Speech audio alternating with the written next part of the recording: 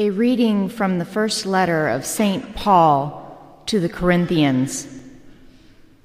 Brothers and sisters, I received from the Lord what I also handed on to you, that the Lord Jesus, on the night he was handed over, took bread, and after he had given thanks, broke it and said, "This is my body, that is for you. Do this in remembrance of me." In the same way, also the cup after supper, saying, "This cup is the new covenant in my blood. Do this as often as you drink it in remembrance of me.